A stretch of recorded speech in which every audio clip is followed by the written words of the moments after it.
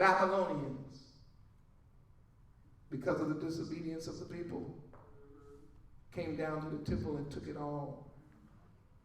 And of course, it was destroyed. And the walls of the temple, which, I don't have the picture of it, the walls that guarded the temple were torn down. Now here's my point today. We see a reconstruction of it. We see a reconstruction. It tore down. They went into slavery. They came out 70 years later, and they decided to build again, but there was a problem. What was the problem? The problem was 70 years of slavery had messed up the minds of the people of YAH. It turned every man to himself, so that the only thing important after slavery was my own house, my own family, my own name, my own comfort. In the first temple, people were bringing things to make sure the temple was right, but when they came out of slavery, their brains, the thought pattern had been altered. And therefore, when they sought to rebuild it, because the heart wasn't there, the rebuilding of the temple the second time was actually a cause for depression among the people who were old enough to remember Solomon's temple.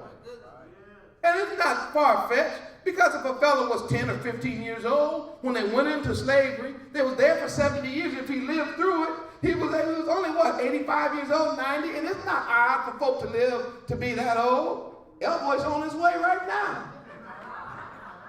And he could simply say, when I was a teenager, I used to come up here. I know what it looked like.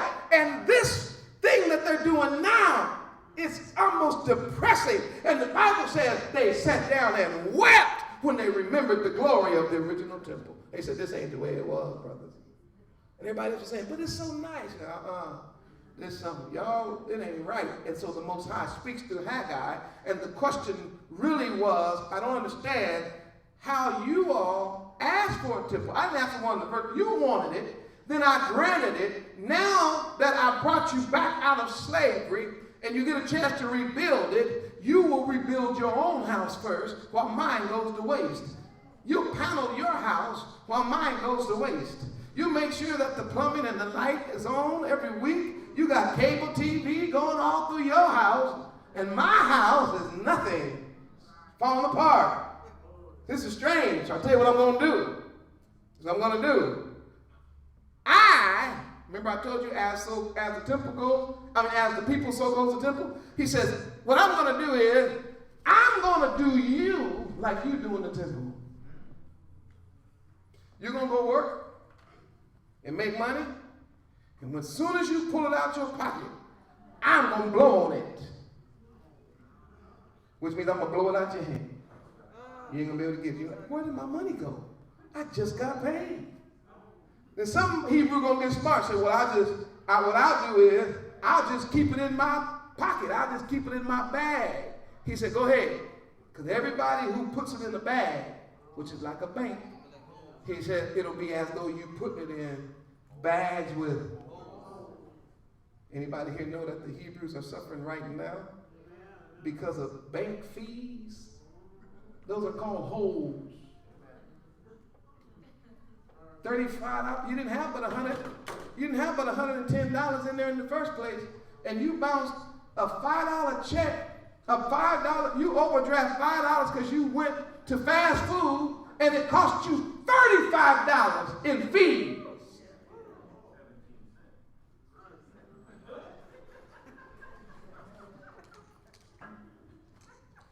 I gotta shut it down. He says, I'll make sure that you all don't come up as long as you hold my house in contempt. It got so bad that I don't have time to deal with it today, but it got so bad that by the time Malachi comes on the scene, The people were bringing sick lambs and doves and goats and robbing God. The priests were acting all kind of ungodly. The people who were supposed to be teaching and preaching the word was out cutting grass and trimming bushes. And nobody cared about the kingdom. Nobody cared about the family. Nobody cared about the nation. And he said, y'all in trouble because you've been robbing me. They said, how? He said, your tithes and your offerings and things like that. In other words, you haven't brought into the storehouse what's necessary for me to even feed my widows and my orphans. So therefore, you will be the ones cursed with a curse. And I tell you what, all that the devourer wants to do, I'm going to give him permission. Because I can see right now that you have a problem. Watch this. It's not so much with the building. Your real underlying problem is with me. I'm still talking about, y'all, the Temple of YAH. So what Jeremiah does, he gives us a prophecy to tell us something that we need to see in Jeremiah 3:17. He says that YAH would use sort of Jerusalem itself as his throne instead of using it. And Torah would move from being just in the Ark of the Covenant written on stone. It would go to be written in the heart, which then enables us to develop a further vision. And this is why I have to get this out today. Enables us to get a further and deeper vision of Yah's temple. What his original plan was and is and forever shall be. We're going to see it, first of all, through the eyes of Ezekiel, who sees the rebuilt temple as a place where mass amount of water flows and basically fills the known world at that time. Right? It's very symbolic. You ought to read it. It goes on for several chapters. And he talks about these rivers that flow out of the gates of Jerusalem, which will always represent that Yah, when it comes to his focal point, if you please, will always be a place where Torah is flowing. It's a focal point where he chooses to let his word, like water, run from the temple. So much so that it calls to mind the rivers of our paradise in the Revelation. Secondly, we know not only is it a place where the river flows, but the psalm writer says that the temple will be a place where all of your senses are engaged. In other words, it's going to be a place, that focal point, I keep bringing you to that place. Now I want to say, listen, where in Psalm 36 verses 7 and 9 through 9 it says, number one, you're gonna be able to behold the beauty of the temple. Number two, he said the temple will be a place where you'll be able to walk with it or walk around it. The temple of Yah, it'll be a place where you will come and clap and shout and give Yah what? Praises. The temple will be a place that will offer, here we go, sweet smelling savor to the Most High, but it's also a place where you will bow down. It'll be a place, according to that psalm, where you will bow down. Can I say it again? It's a place where it will engage your senses. It will be a place of beauty. It will be a place to walk around. It will be a place to clap and shout. The very smell of the place will be a pleasing aroma, and you will bow down. The temple was not just some kind of theological idea. No. It was always to be a practical and purposeful place.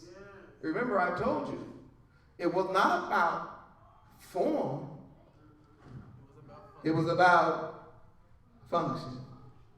Why? Because those who entered in the temple would not only receive what they considered to be spiritual blessing, but people who went into the temple of YAH, they looked for physical blessings too. Oh yeah, because everything you needed was in the temple. That's a closing point. I don't want to close right there though. That's why David, when he was running, said, one of the things I want to do, if I could just get back in the house, I'll stay forever. Because everything I need is in the house. Matter of fact, one of the greatest lessons we've ever learned, we learned it from spending a little time in the temple. Y'all have an ancestor named Asaph. Go back and listen to his writings. He writes a song, and he says, I've been looking around. What happened was, Miguel, he walked out of the temple, and he started looking at the heathens. And the more he looked at the heathen, the more he started envying them. The more he looked at the heathen, the more he started wondering, how can this heathen how is he better than, how is his life so much better than mine? And this is just one of your uncles, one of your cousins writing this. And he said, what's interesting is I started examining their life, and I couldn't come up with an explanation of how the Most High could overlook those of us who were following him and at the same time bless tremendously those who were not following him. I don't get it. I don't understand. I'm talking about my ancestor. This is what he was saying. I don't understand how a fellow who never stepped foot in the temple could get $1 million loan from his daddy and build Trump Towers and live on the top floor in New York overlooking the park. And here I am, I've been studying Torah my whole life. I don't have 2 nickels to rub together. I don't get it. I can't see it. I don't understand how all these people are doing so much better. Bigger buildings, bigger churches, bigger cars, bigger houses. More money, bigger boats, more girlfriends, more boyfriends. What's happening? Do you know that he could not answer any of those questions until he stepped foot in the temple? Here's my point. Wisdom, knowledge, and understanding of not only future events, but eschatological events. In other words, events that's about to happen are revealed to those who are willing to go into the temple.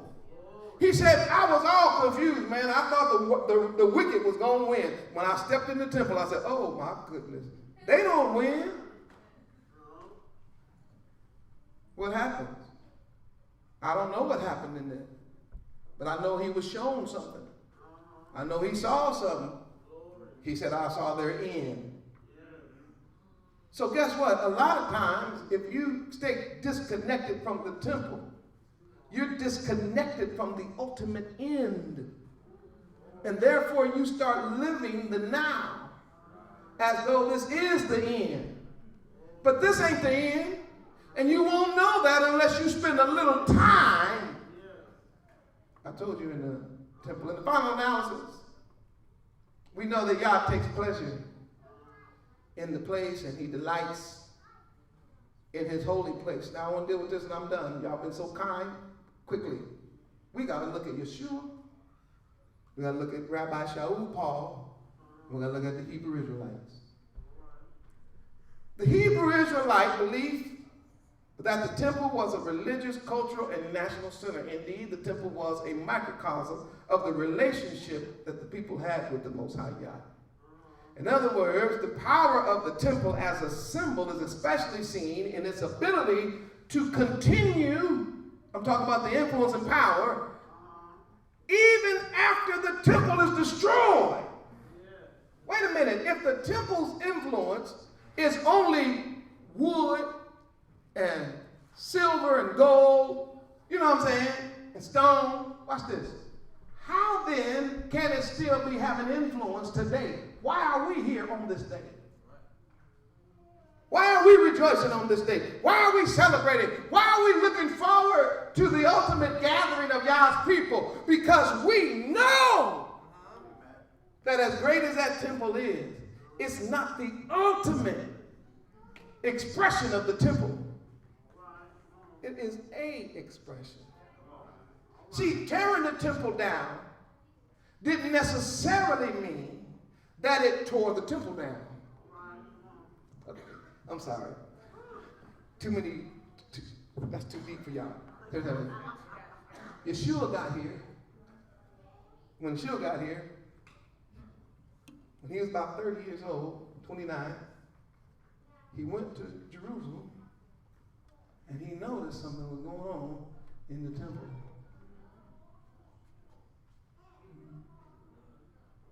I'll be right back. He go outside. Now this is me. It's eisegetical. I know. Stay with me. Go outside and start tearing off limbs from this tree. Got a little seed. Start braiding it. Y'all know nothing about that. See, those are from the country. When I say limb and braid, your brain shot straight back to grandmama's house. Somebody, somewhere, about to get a whooping. He made a cord, strand, came back in the room, and people was in there selling doves. Now you know that is the sacrifice of the poor. The man ain't already don't got no money. Or he wouldn't be getting a dove in the first place. And yet you're going to tax him on the doves? Oh no. Y'all have taken my father's house, which he told you not to do it. He told you that you had to stay, that the form had to stay consistent with the function. The function was to determine the form. And you've got this beautiful building, and yet what's going on inside is ugly. So what he does is he runs them out. And then he reestablishes it and says, it is written, he said, it is written, my house, watch this, shall be called the house of prayer, but you, watch this, you didn't turn the form, you messed up the function. You made it a den of thieves and robbers. Later on, after he had done that, they pulled him to the side. And what they said to him was, they said, now, Rabbi, sir, we saw what you did to the temple earlier today. I just want to know where you got that authority. Who told you you could do that? And he said to them, he said to them, tear down this temple, and in 3 days, I'll raise it up again. And do you know everybody was shocked when he said it? Because they said it took our fathers 40-something years to build this. And you talking about rebuilding it in 3 days? So it took John in chapter 2. Let me get my notes. John chapter 2, literally the master says to them, destroy this temple, and in 3 days, I'll raise it up. 2:19. Go to 2:19. John 2:19. The Bible says in 2:21 that he spoke, or he was speaking about what? The temple of his. So right there, we get it crystal clear that Yah's temple is Yahushua. Yah's holy place is Yahushua. Yah's place for blessings, I'm trying to shut this thing down, is Yahushua. God's focal point where he would bring, watch this, the fire of judgment on the earth would be centralized not in a group of people, not in the masses of people, not in a building, but in one only begotten. It would be the focal point of his presence. It was the Yahushua HaMashiach. He is the temple. He said, now you tear it down and watch what I will do. In other words, you trying to get mad at me. And you want to threaten to kill me. But I want to show you something about the temple. The temple can't be killed. The temple can't be